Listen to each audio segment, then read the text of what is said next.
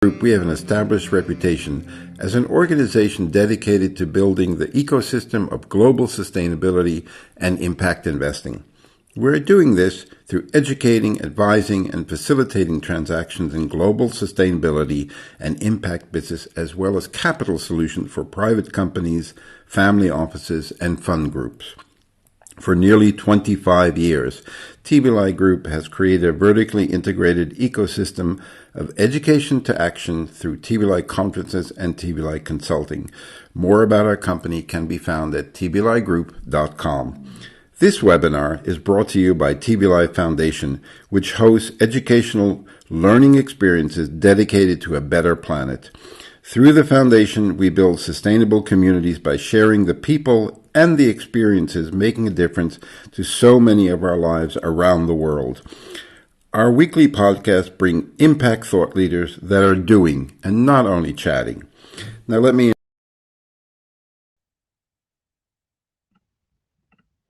Good afternoon from our studio in Amsterdam. Before I introduce our special guest today, I just want to give you some instructions in case you've never joined one of our master classes. If you want to send a private message to someone in the chat area, just move your mouse or your cursor over their name. A window will pop up and you can send them a private message. If you want to ask a question or a comment, just type in the lower right hand corner. And there are three emojis which you can use to clap or laugh, or if you find something brilliant. And if you have something really compelling to ask or say, just press the microphone next in your banner where your name is, and I will get a request to grab the mic and your screen will be added to our two screens. So our speaker today is a very, very dear friend of mine, Barbara Erskine, who has an extensive career in media and communications. And she was, I think, in my opinion, the secret weapon that made Davos so incredibly successful, because when she joined, it was, no one knew it. So if Barbara, if you could turn on your video and your microphones, you can join us and unmute your mic. I'm going to go on. I'm going to mute my mic and just tell the people your story. How did you start in media, and what was it like working for an organization like Davos, and that no one ever heard of, and that after you left, everybody knew who they were? Hi, Robert. Hi, everyone. I joined the World Economic Forum in 1990. I was working at the New York Times in Paris, and I wasn't really looking to leave media, but I decided to move to Geneva, and the media jobs in Geneva were pretty limited. The New York Times told me I could be the Geneva stringer, but the media corps in Geneva was not what I wanted to belong to. They were all quite old, and I didn't identify with that. So I met the World Economic Forum because they had a magazine called World Link. And I thought, I could work there. I interviewed with them, and they said, actually, we have somebody who needs you. And they introduced me to the forum, who was looking for a media officer. They had an American media officer from Washington, D.C., and they needed a second person on his team. The problem is that they really did not want two Americans. Klaus Schwab was very careful, and he was afraid that if his whole public perception was Americans, that would defeat his purpose of being a Swiss foundation. So it was a long haul, because it took me 2 months to convince him that I was really the right person for this job. By that point, I really wanted to move to Geneva. And I didn't know anything about the forum either, just that it was international. And so that's how I got there. At that point, the forum was located in the suburbs of Geneva, high on the hilltops overlooking the lake, in a small ranch house. So there were 90 people crammed into a tiny little ranch house where the rooms had been divided into very, very small offices, and most everybody shared offices. It was a membership organization of, I don't remember how many companies there were at that point. Maybe 150, 200 companies were members, and each member paid dues, membership dues. And what they got for their membership was an invitation to the annual meeting in Davos and an invitation to attend all the forum's other events around the world. And they got the World Competitiveness Report. So my job was to work on the events, to bring media to the forum, and to develop the Competitiveness Report project. So I started in Germany. We started at a small event in Germany. And I didn't really, I hadn't worked on that side of the fence before. So I was media coming to get media to cover a non-media event. So what did I do? I went to it was in Cologne, Bonn, Germany, and I started knocking on doors. And I went to the Washington Post, and I went to the New York Times, and I said, come to our event. And Fred Hyatt from the Washington Post, who later became the editorial page editor, came to the event in Bonn and didn't write about it, but he liked it. And so that was the start. From there, it was just going around the world, finding journalists, meeting them, inviting them to the events, and getting them involved. In Davos, it was a whole nother story because the media who came to Davos, I think there were 200 journalists invited to Davos. And of the 200, 144 were Swiss. So, I never knew about Swiss media before, but it's pretty provincial. And so no wonder nobody else heard about Davos. So, excuse me, I told Schwab we had to change it. We had to get more international media involved. We had to cut out the Swiss participation. The other problem was that they'd stuck the media in the bunker underneath the conference center. So the journalists who did go, who were treated like cattle, who were treated very badly, they were put in the basement, and they basically had access to nothing. So I said, we have to move out of the basement, we have to expand the reach, and we have to treat the journalists better. And Schwab pretty much let me have whatever I wanted in those days. He was always very supportive. Wherever we went, whatever we did, he always made sure that I had access to the leader, the government leader, to get media involved. So with those changes, we started moving. We moved media up into a new part of the Congress Center, to the top floor, which meant that they had pretty much the run of the building, which was good and bad. They had orange badges so everybody could see it was media, and they practically could get into any event. The rules were pretty strict. Anything that was not a plenary session was background only.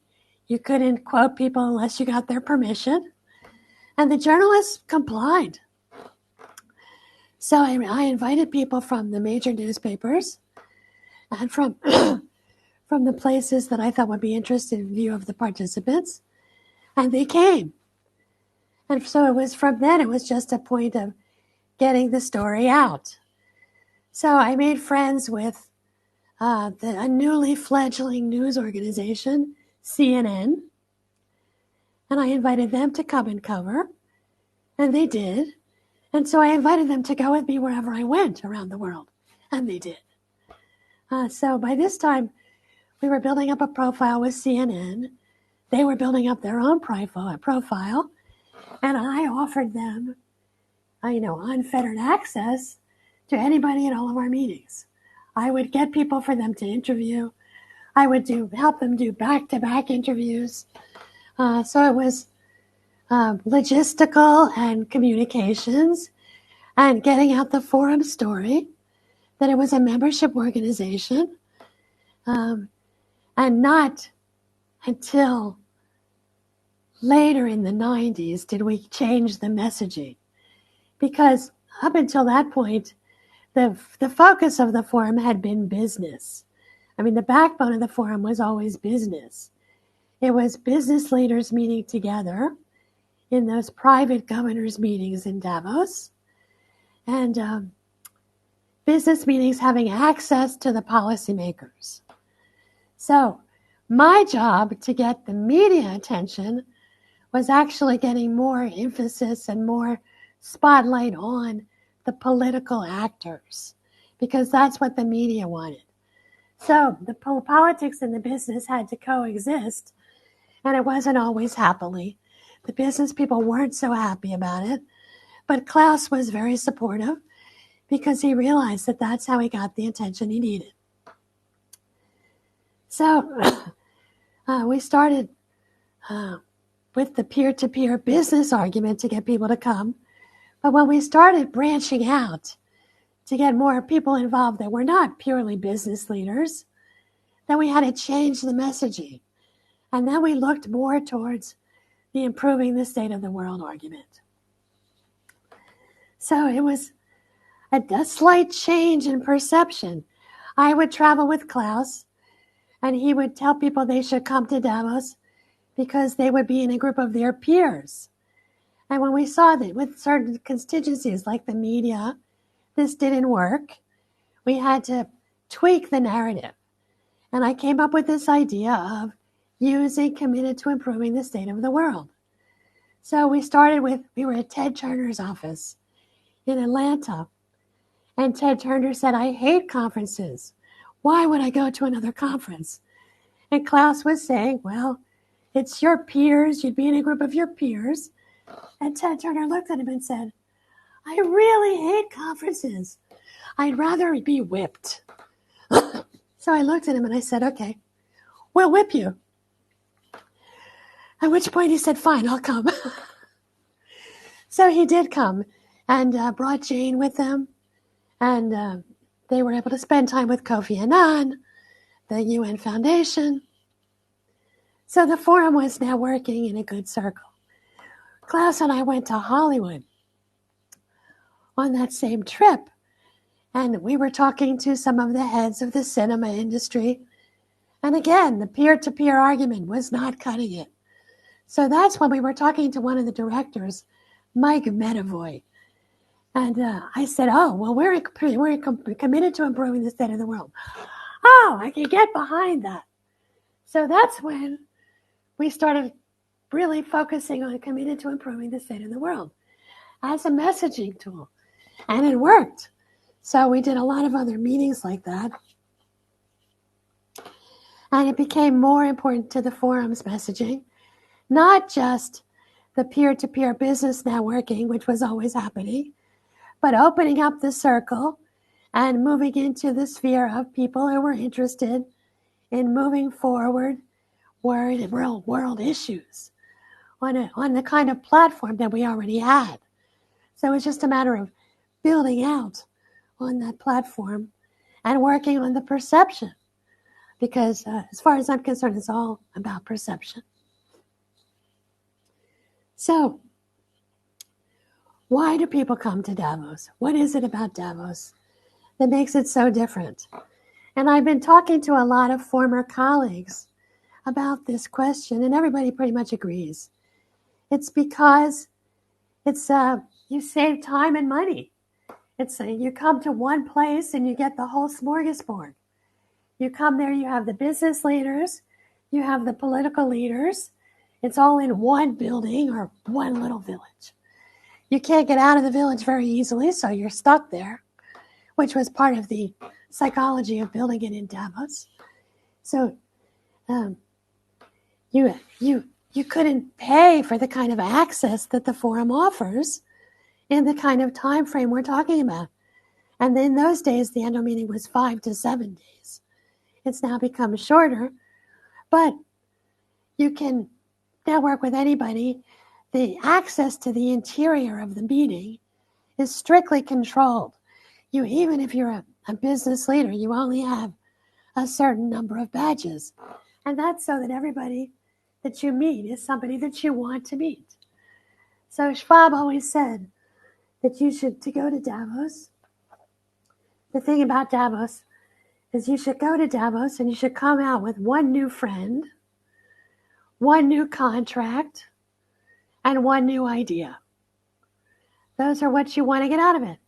So those are the kind of conditions that he created to make it happen. So while the forum lays on a full menu of events, there's any number of parallel events going on.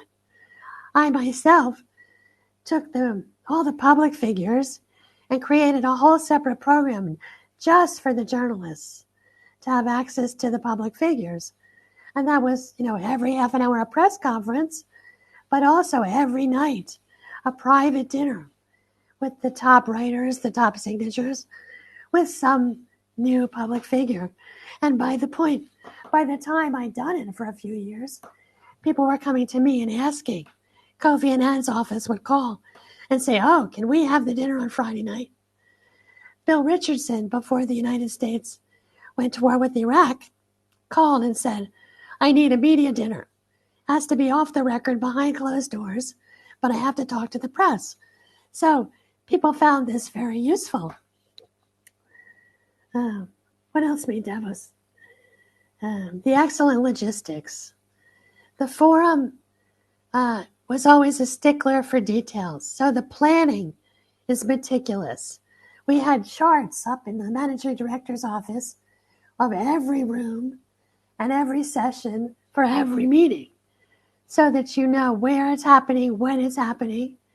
And then you had the logistics team, which is now Publicis, who runs the logistics, and it works like clockwork. We started the traffic light, so if somebody's on stage and speaking overtime, you get a red light. The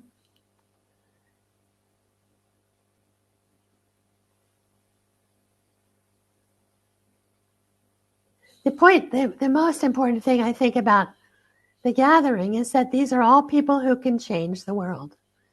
So you've got a small isolated village. You've got a group of people who can literally change the world. You've got a formal schedule of events with a very active informal schedule of events. You've got meticulous logistics and planning. And you have the staff who are really totally dedicated above and beyond the call of duty to make sure that you get what you need. And I think that's what makes the annual meeting so special. The rest of the year, the forum does other meetings in other places. For a while, they were doing what they called the summertime Davos in Dalian, China, which is more focused on industry sectors. We were doing an annual meeting in South Africa, an annual meeting in Western Europe, an annual meeting in Eastern Europe, an annual meeting in Russia, an annual meeting in South America, all bringing together the regional leaders, of which then they moved to Davos. So the forum now, from that tiny little ranch house headquarters of 90 people, is six headquarters around the world with 800 employees. They're located in Geneva, the first office, which is now a beautiful building. I think it's 3 buildings now. The second office, I think, was Beijing. Then they moved into New York, San Francisco, Mumbai, and Tokyo. So it's truly global. So you have a truly global reach of contacts from which to draw upon to bring everybody to Davos. The forum is also now known for the reports it does. I was involved with the World Competitiveness Report, which was small peanuts. We were literally sending surveys to our member organizations and asking them industry questions. Then we looked at the methodology, that it was a uniform, and then we were able to expand that with other databases And then we were able to bring in some expert professors like Michael Porter and Jeffrey Sachs to look at the issues and to write about it. And from there, it grew into a very good global product. And that was the base for the spin-off of so many of these reports that the Forum does now. They do a gender report. They do a sustainability report, Robert, I think you told me. The Forum was also very, very focused on technology, using the latest technology in Davos, and video conferencing. We started video conferencing back in the 90s. We were working on video conferencing. Wow. So there's, Klaus, people say he's a visionary. One of the managing directors once said that he has no sense of the ridiculous. And I think that's true. And maybe that's the best way to be, because as far as he's concerned, you can do it. And if you can't do it, you might as well say that you've done it. And then you will. Then eventually you will do it. But he's very good at listening to people's ideas and to synthesizing them and making them doable. It's very much a concept of let's bring it to action. He's always very change focused. I don't know how many change seminars we had. Every 3 months we had a seminar on change. But it worked because you're always thinking about what's the next thing? What could I be doing differently? How could I be using technology? On my team, we were responsible for the website. We were responsible for the publications. We were responsible for the media. And so I brought in a guy to work on the website, which was Bruno Giussani, who's now, I don't know if you know him, he's head of TED Global. So he was somebody thinking ahead. We always were able to capture kind of the spirit of the moment and to move it forward. I left after 10 years because 10 years is a long time to be running so fast. But, the Forum carries on. It renews itself. I think there's not so much continuity in the staff as there used to be, because people used to sign on for life. And that's not today's world. But okay, so now what do you want to know? I'm curious, when was the first event in Davos itself? I think it was always in Davos. Oh, they held it each time in Davos, because you're talking of going to Germany and doing an event over there. Yeah, but that's the regional events. Okay. But the first annual meeting was always in Davos. And when did the Hollywood celebrities decide we have to make an acte de présence at Davos? The second half of the 90s. And that was because we managed to get Forbes magazine to do a big spread on us. They did, Tad Schultz wrote a 6-page article with 18 photos in Forbes magazine, which was the breakthrough into America, because America was largely underrepresented. We were big in Asia. We were big in Europe. We were big in Eastern Europe. But the United States was late to come on. And when yours was not a virtual event, it was always a face-to-face event. So initially, I guess you weren't able to get the titans of industry or government to come. So that must have been a hard sell, getting the CEO or the CIO or the CEO of a large multinational to come, or did they sign up right away? Remember, that was Klaus's whole building block. So he had the heads of the corporations based in Europe. And you wanted to get the Americans in at that level. But he already had a good building block, because these are these private meetings behind the scene. So these are in parallel to the annual meeting. They're called governors' meetings, 2-day intensive meetings between just the other heads of just people in your industry.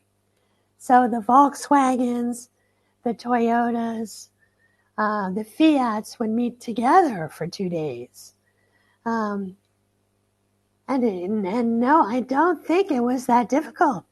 Coca-Cola came on board right away. And after Coca-Cola, you had Pepsi-Cola. I mean, no, I think that the titans of industry were the first ones to come. The politicians were the last ones to come. And that's where the media became so important. And you see, initially you came up with the idea of rebranding it or changing the message about state of the world. But now the brand, it's gone from that to now QAnon, cabal, taking over the world. The vaccine was devised at Davos to basically control people. So the brand has been quite tarnished. It's almost become, there are a lot of comedians that make lots of jokes about Davos. Does it have a future? Well, I've had this discussion recently with quite a few colleagues, some of whom are still actively working with the forum. And I think that somebody's sleeping on the job. They're not controlling the narrative.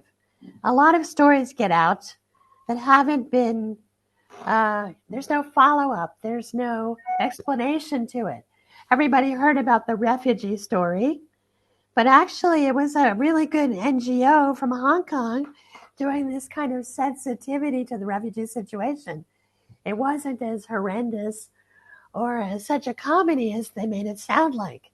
It was actually useful to these people to have some kind of taste of what is the other half going through. I mean, so many of these people are so high up on their perches that you need to bring them down. For the vaccines, I was involved in setting up the first vaccine event in Davos, which was the Gates Foundation, pulling together its partners to do the first vaccine initiative. And it certainly wasn't a cabal. Everybody was in it to try and put the vaccines to the forefront. So there's somebody that's no longer listening to what the world is saying. I mean, the whole idea of Davos itself. One of my colleagues thinks that they should get out of Davos, that the brand is so tarnished by the image of Davos itself, that if they divorced from Davos and went somewhere else, they could start anew. And perhaps that's true. But because you said a lot of people come because it's more efficient and cheaper because they got everybody over there, and then a lot of people now just want to have a selfie that they were there or give a soundbite to the media. The idea of improving the state of the world seems to have been quite lost. It's brought up a lot, but what has Davos, let's say, not from the time you were there, but in the last 5 years, that has made a fundamental improvement in the state of the world? Well, one of the things that they've done that's quite good is that there always used to be an alternate to Davos. There was Porto Alegre. Yeah. But there was also in Davos, there was a group called the Eye on Davos. Mm-hmm. And they would always have an alternative event kind of protesting the globalization going on inside. Right. And now there is no event. Why? Because all of the leaders of the organizations, of the trade unions, of the Amnesty International are all included in the Davos discussions. Okay. So the thing about the forum is the forum doesn't actually do anything. It just provides a platform. But in and of itself, it doesn't do anything. So you have these people, you put them on the stage. Now, do people go to those sessions is another story. But the forum has put them there. Do you think that it's, if you're not a captain of industry or a head of a state, is it worthwhile to go to Davos or even the side event to achieve the three things you're mentioning? A friend, a lover, a job, a contract, And an idea. and an idea. Yes, I do. I really do. I don't know how they do it now, but the way that we used to put together the program of the annual meeting was to really stretch out among all the universities to see what are the newest ideas. And you can always find them in Davos. You will find panels on the new ideas. Now, whether the media writes about them, I can't tell you that, but they're there. So I think that you have on the spot some of the most interesting people of the world. And it's just, I used to have a business people who would tell me, I was having dinner at the local Swiss chalet eating fondue when I realized next to me, at the table next to me, was like the most famous Nobel economist. And I could just start talking to him. And that's what happens. Hmm. So And accessibility. yeah, it's really the accessibility is there. For anything that you're looking for, you can find it. And you were on the board of directors toward the end, right? And you were the only female member of the board, if I'm correct. At the very end. Yeah. At the very end. But there were females before me. Okay. And did that work? Did you feel welcome? No. It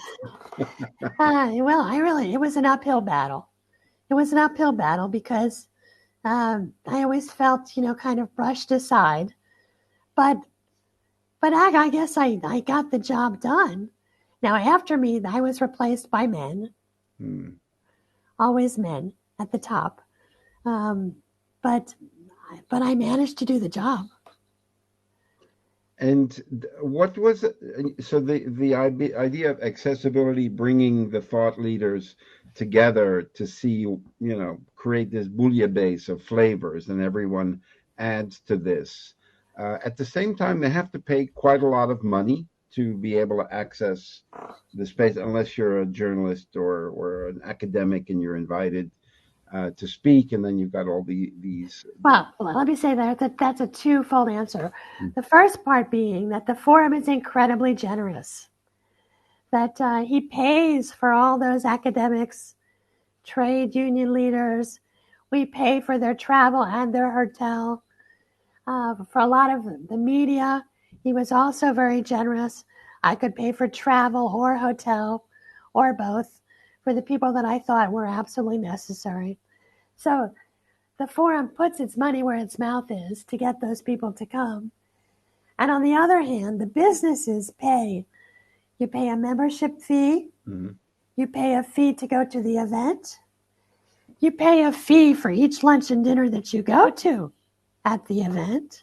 Oh, really? It's not included in Oh, your. no, nothing's included. Now, the sessions are included. Okay. But as I said, a lot of people don't go to the sessions. What you want to be there, you want to have access to the sessions. You want to have access so that you get that booklet, because the forum produces a booklet, a very fat little white book. And in that is a bio of every single person who's there, bio and contact details. And that is worth its weight in gold. So you pay for the event, you pay for the specific event as a member, you pay for each event inside the event that's not on the main menu. And then if you want to bring extra people, you pay more. So if you want to be a partner, that means you could get like up to 5 badges. To get 5 badges is going to cost you a lot of money because the forum is so tight on space. It's a tiny place. And when was the last time you were at Davos? Gosh, I was there. The last time officially working for the forum was the 2000 annual meeting. But then in the next year, I was working for the Swiss government, so I was there. The year after that was in New York. I was there. I was working for the UN. I was there. And I think one other time I was there. Do you miss it? No. What don't you miss? What didn't you like working there? Because you paint a much more positive story about Davos. The generosity, the accessibility. I think it is very positive.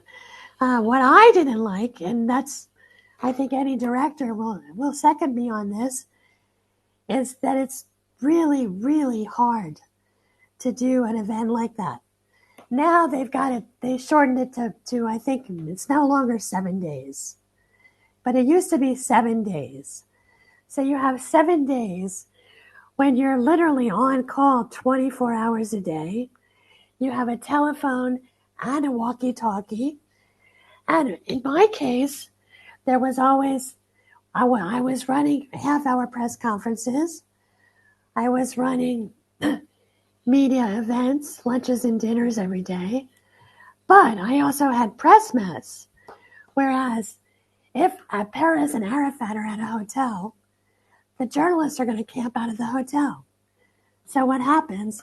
The hotel owner calls me and says, you have to come here because I have a press mess. So I would spend my day camping at the hotel with Perez, Arafat, and the journalists. And it's really tough. I mean, it's very, very tough. Physically, it takes its toll.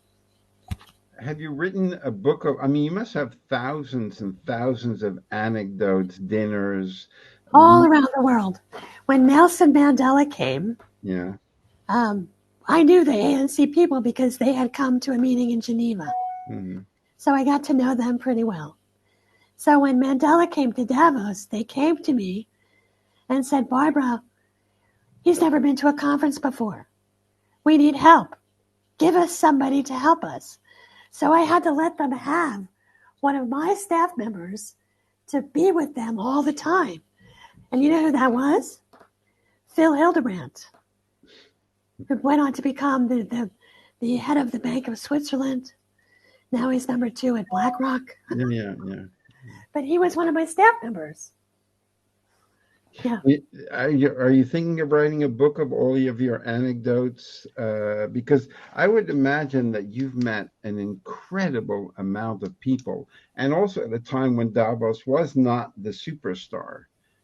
You know, I have thought about writing a book. I've been talking to some old colleagues about that. And I think it would be, I know that the forum has an excellent history up on the website. Yeah. Written by a very good writer. And that will explain to you in big lines what was the forum's history. But I think there's so much of the informal behind the scenes history that no one will ever know. And I know that all my colleagues have their own window of stories about that. And so, you know, what was it like when Michael Jackson decided to come to our Namibia event? Wow. Yeah, I had to babysit him before he went on stage. He actually had a compact and a lipstick in his sock. And he was scared to death. He was trembling about walking through the press. And I looked at him and I said, but it was your people that called the press, not me. I mean, you still maintain good relations with many of the people in the media, and you've been always very generous in helping TBLI to reach out to various media people. I know it's kind of hard because you met thousands of people. Were there a number of individuals that stuck in your mind as the most, or one of the most impressive people you ever met that I would love to have dinner with again? Well, Mandela. Yeah. The last time I saw Mandela was in 2001, I think. Or no, I saw him in South Africa after that. But in 2001, he came to Davos. And I wanted him to come to talk to the big press dinner of all the journalists. But everybody said, no way, he's not going to do it. He told us he doesn't want to do it. He doesn't want to do any other events except for his session on stage. So I sent him a message. And he said, of course, I'll do it. So he came. He walked in with me into the room. He was holding my 2 elbows behind me. He pushed it, and the journalist stood up to give him a standing ovation.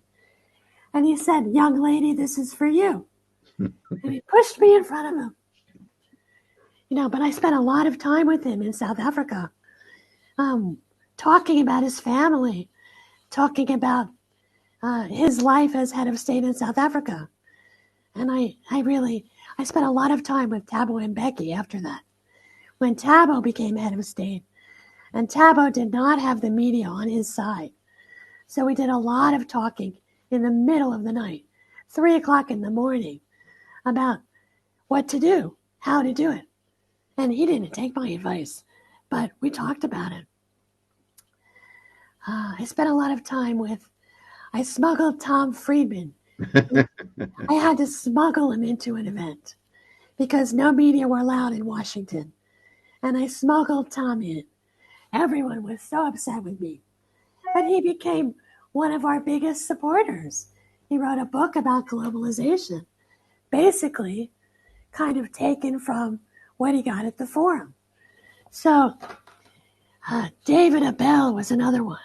He's a general in Myanmar. We went to Myanmar. They let me bring a television crew from CNBC.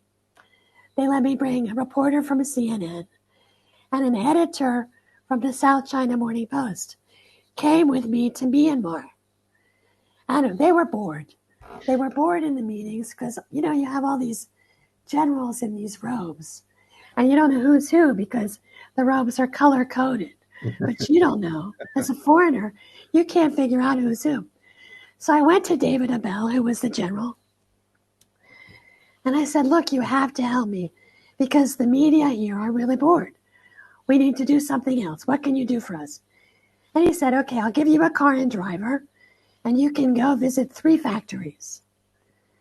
They didn't tell the factories we were coming.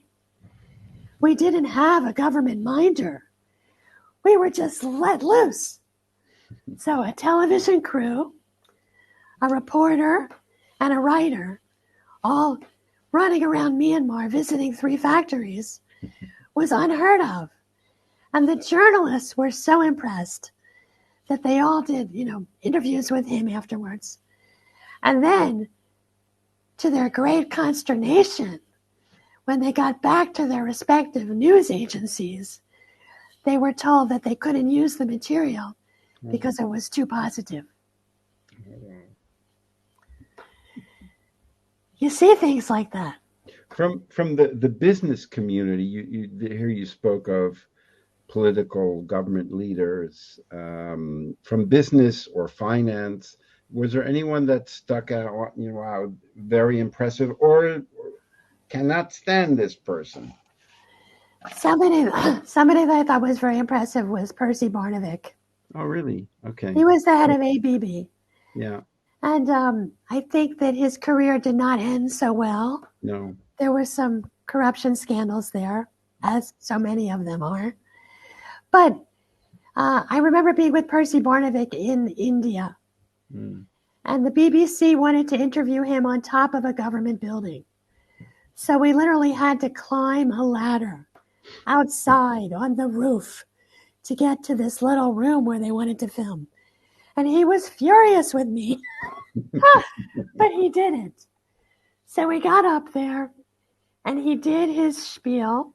We went back down and I said something about how, things in India are different. Life in India can be difficult. And he looked at me and he said, imagine how my executives feel when I tell them they're moving to India for 3 years.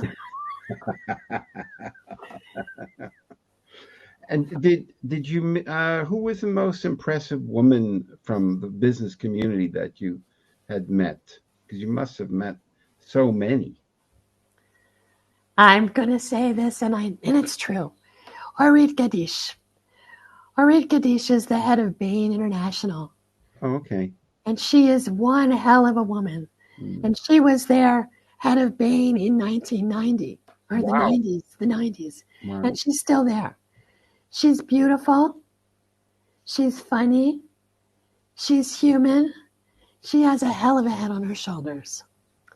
So I think that that's really an outstanding business leader. As far as political women, I was very impressed with Hillary Clinton. Yeah. Everybody booed her when she got up there to talk about the health initiative. Mm. But she was right. I still think she's right. And she had the courage of her convictions. So I was very happy to have met Hillary Clinton as well. Any really pain in the ass Hollywood celebrities, overindulgent narcissistic types? That was largely after my time. I went with Klaus to the first meetings we had in Hollywood. And I remember one of the principals at CAA set up a private dinner for us in his home. Wow. Cooked by Wolfgang Puck. Wow. And the other guests were Cindy Pollock, Mm-hmm. Michael Mann, Peter Chernin, and maybe 2 or 3 others. And it was the most impressive evening of conversation. And that opened the door to Hollywood.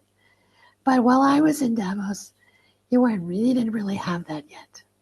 Yeah, because it seems, I don't know if it's a couple of years there hasn't been a face-to-face in Davos, that there was this kind of cavalry of Hollywood celebrities who were supporting a particular initiative, whether Matt Damon with water or Darfur from George Clooney, that they were using Davos to get attention to that because the media. Well, Bono goes there. Yeah. But Klaus has always had this thing about art. He tried to set up the World Arts Forum in parallel. It didn't work. Artists aren't people that want to work together in a forum, No. I guess. But he's always had a thing about the arts. So there's always been a part of Davos behind the scenes, which is a meeting for just writers, artists, musicians. Quincy Jones was there a lot. Paulo Coelho goes every time. And they're always there because Klaus likes these people. Klaus likes to have dinner with these people. So it kind of made sense that he would try and build it out a little bit to bring attention to that part of the program. There's always a Crystal Award that he gives to some artist every year. And that's a part of the plenary. A lot of organizations have tried to replicate or say, I want to be the Davos of so-and-so, of food or whatever. But no one has been able to do that as far as I can see. Do you think that Davos still has a secret sauce, even though you're saying they should move? You mean, do I think it's physically Davos? Is it one of those places on Earth? It could be. It could be. It could be one of those special places on Earth. That there's like these magnetic fields. It could be. It very well could be. Findhorn is one in Scotland. There's places like that. But do you think that because they have the network which provides that accessibility and no one else has been able to replicate it on a large scale? Many tried to say we are the Davos of food or whatever, but no one has really replicated. So they're still able to dominate the media, the press, and the agenda. I mean, everybody's saying to me, "Hey, are you going to Davos this month? Are you going to be? Can we meet up in Davos?" Because it has legs. It has legs. It has a past. It has history. So for me and for other people in the media, we always think, oh, it's had its day, it's had its highlight, it's finished now, but it's not finished. There. Sorry. There we go. There we are. Would you ever like to go back and work on one Davos? The last time I went to Davos, a Swiss minister flew me in with a helicopter. That made all the difference. I think they should offer that to everybody who's been to at least 10 Davoses. That if you fly in from the sky and get there that way, it changes your whole attitude.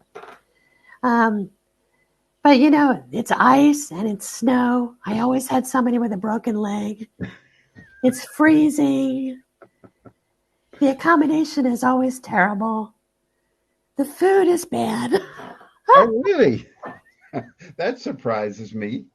Switzerland. But they can have good quality there. But I'm just impressed about the fact that people pay a lot of money to be a member, to go to this, and then they don't even include the lunches or the dinners as part of the fee. And every time we did our event, we had to try to squeeze in as much as possible and charge as little, but we didn't have that secret sauce. We might have had the soul. We might have been able to put a soul. Does Davos put a soul in their event? Perhaps yes. But the other thing that happens now is, Davos used to be a real town in Switzerland. People live there. Now what happens during the annual meeting is that you have these companies that come in and they buy every surface. Yeah, yeah. For the duration.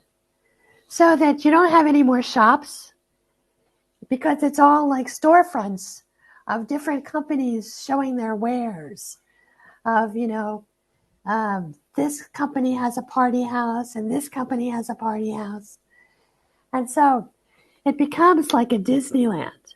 Mm-hmm. And I think that has added to the attraction, because you don't need to have access to the central event to go to all this other stuff. Mm-hmm. So it's just kind of a mushrooming effect. And I think you have the basis that's there, and that gave a basis to all the mushrooms happening. So I think that now there's so much stuff going on, probably nobody knows how much stuff is going on. You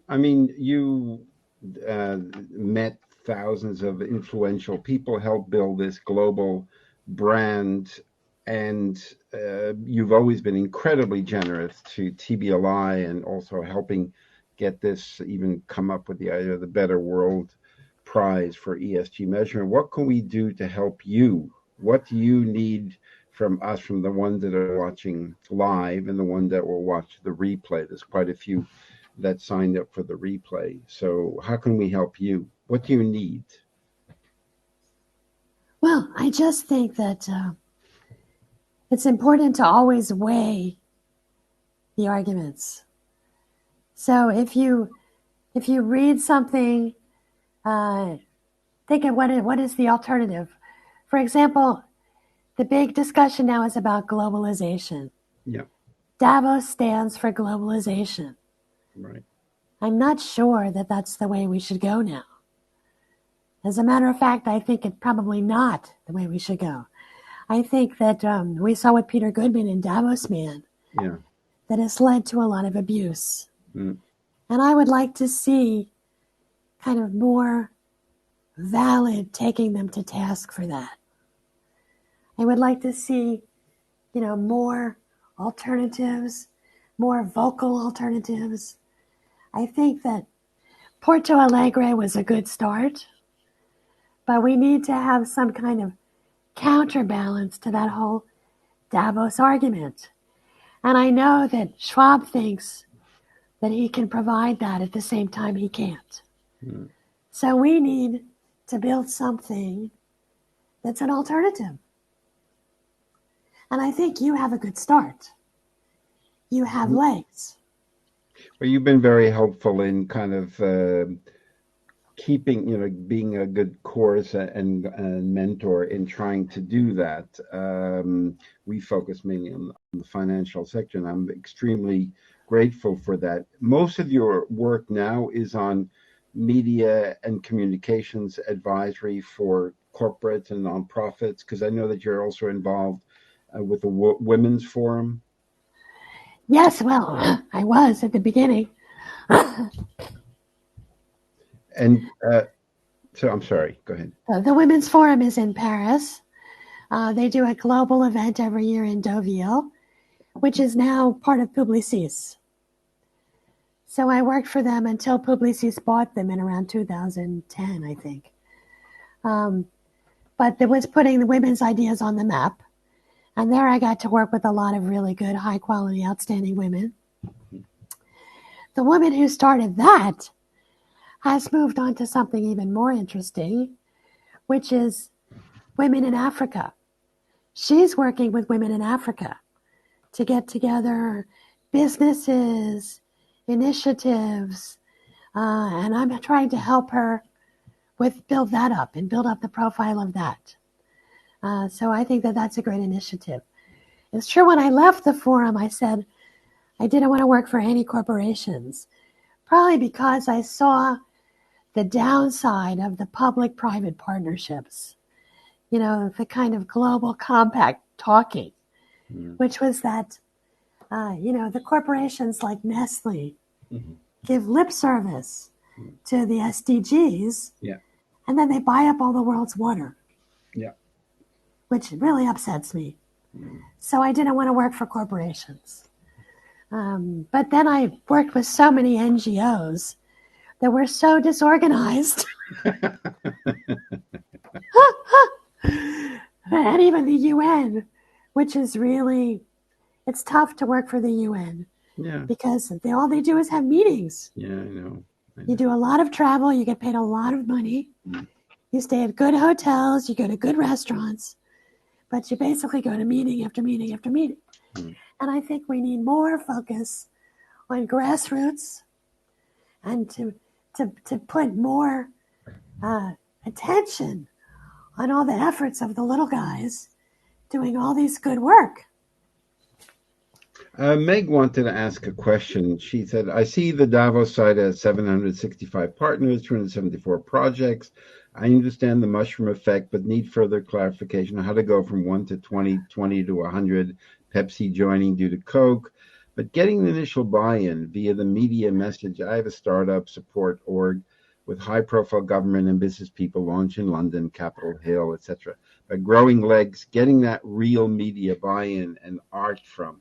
Can you say more on that initial buy-in and growth of the Davos?